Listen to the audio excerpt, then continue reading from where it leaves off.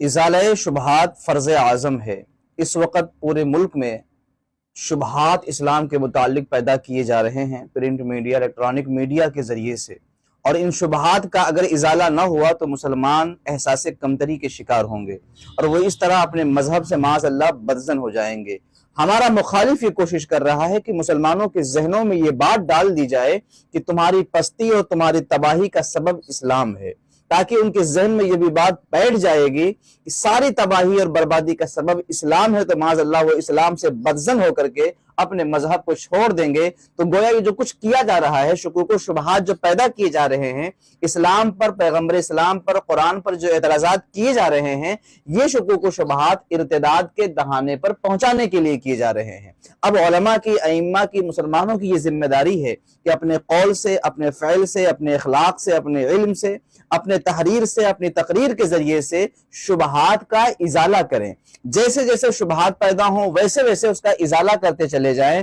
ضروری ہے آپ تحقیقی جواب دیں، جیسا موقع میسر ہو تو آپ الزامی جواب دیں، آپ نقلی جواب دیں، آپ عقلی جواب دیں۔ اب اسلام کی حقانیت کو، اسلام کی عظمت کو لوگوں کے دلوں میں مضبوط کریں۔ علماء اور ائمہ اپنی مسجدوں میں یہ اعلان کر دیں کہ جو حضرات یہاں نماز پڑھنے آتے ہیں وہ کان کھول کر سن لیں کہ اگر کسی کے ذہن میں کوئی بھی شک و شبہ اسلام کے متعلق ہو، اسلام قرآن کے متعلق ہو، دین کے متعلق ہو، تو وہ آ کر کے ہم سے بات کریں، گفتگو کریں، انشاءاللہ ان کے سوالوں کا جواب دیا جائے گا۔ اس طرح سے مسلمان مطمئن ہو جائیں گے اور ان تک جو باتیں پہنچتی ہیں وہ آپ کو آ کے شیئر کریں گے اور آپ ان کا ازالہ کر دیں گے۔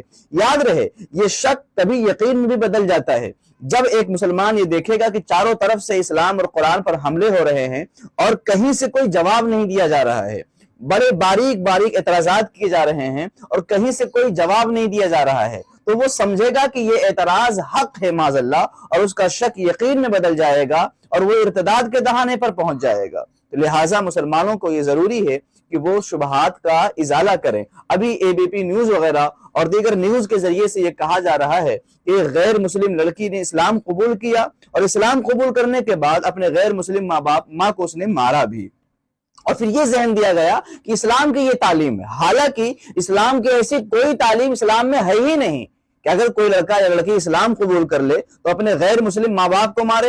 ایسا اسلام کی تعلیم نہیں، بلکہ اسلام کی تعلیم تو یہ ہے کہ معصیت میں ان کی اطاعت نہیں کی جائے گی، بقیہ معاملوں میں ان کی بات مانی جائے گی اور ان کے ساتھ نرمی کی جائے گی، ماں باپ کے ساتھ۔ تو یہ کس نے کہا کہ اسلام کی یہ تعلیم ہے کہ وہ مسلمان ہونے کے بعد اپنے ماں کو مارا؟ اس کے ماں کو مارنا یہ اس کی اپنی غلطی ہے، یہ اسلام کی تعلیم نہیں ہے۔ اسی طرح سے باقاعدہ سدرشن نیوز والے اور دیگر لوگوں نے یہ پروپیگنڈا چلایا ہوا ہے کہ اسلام میں بہنوں کے ساتھ شادی کرنے کی اجازت ہے، حالانکہ اگر انہوں نے اپنے مذہب کی کتابیں پڑھی ہوتی یا کم از کم اپنے مہاپرشوں کو پڑھا ہوتا تو اس طرح کا وہ اعتراض نہیں کر سکتے تھے۔ ہمارے دین میں، اسلام میں بہنوں سے شادی کی کسی بھی طرح اجازت نہیں ہے۔ بہن یا تو سگی ہوگی یا اللاتی ہوگی یا اخیافی ہوگی، اور تینوں سے نکاح کرنا حرام ہے، اور تینوں کی اولادوں سے بھی نکاح کرنا یہ حرام ہے۔ اب رہا پھپھی کی بیٹی، خالہ کی بیٹی، ماموں یا ممانی کی بیٹی، یہ بہن نہیں ہوتی، ان کے ساتھ نکاح جائز ہوتا ہے، مگر اس کو پروپیگنڈا بنا کر کے پھیلایا جا رہا ہے کہ اسلام میں جو ہے شادی بہنوں کے ساتھ جائز ہے۔ اسی طرح سے ایک اور پروپیگنڈا چلایا جا رہا ہے کہ اسلام لالچ، خوف اور محبت کے جال میں پھنسا کر کے فریب کے ذریعے سے اسلام پھیلایا جاتا ہے۔ یاد رہے اسلام فریب سے، لالچ سے پھیلایا ہی نہیں جا سکتا۔ لا اکراہ فی الدین، اسلام اس طرح سے نہیں پھیلایا جائے گا۔ اسلام تو یہ ہے نا کہ اللہ کے رسول اللہ کی طرف سے جو کچھ لائے اس کو دل سے تصدیق کرنا اور زبان سے اقرار کرنا، تو یہ اس میں لالچ اور خوف کا کوئی مسئلہ نہیں۔ جو بندہ مسلمان ہونا چاہے، وہ کوئی مرد ہو یا عورت، دنیا کے کسی بھی کونے میں ہو، یہ ضروری نہیں کہ وہ اپنا مسلمان ہونے کے لیے اس کو کسی عالم صاحب کے پاس جانا ہے، کسی مفتی صاحب کے پاس جانا ہے، کسی پیر صاحب کے پاس جانا ہے۔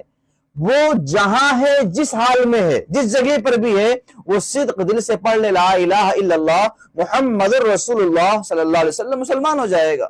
وہ یقین کر لے، اپنی زبان سے کہہ لے کہ اللہ کے رسول جو کچھ اللہ کی طرف سے لائے ہم نے اس کی تصدیق کی اور زبان سے اس کا اقرار کیا، اور اسلامی احکام کو وہ قبول کر لے، وہ مسلمان ہے۔ لہٰذا اسلام کے خلاف جو پروپیگنڈے پھیلائے جا رہے ہیں، اے مسلمانوں ان کا ازالہ کرو، شبہات کو دور کرو۔ یہ شبہات انتہائی خطرناک ہیں، جس کا نتیجہ اب ظاہر ہو رہا ہے اور بڑی تیزی کے ساتھ ظاہر ہو رہا ہے۔ اصل وجہ ہے ازالہ شبہات کا نہ ہونا۔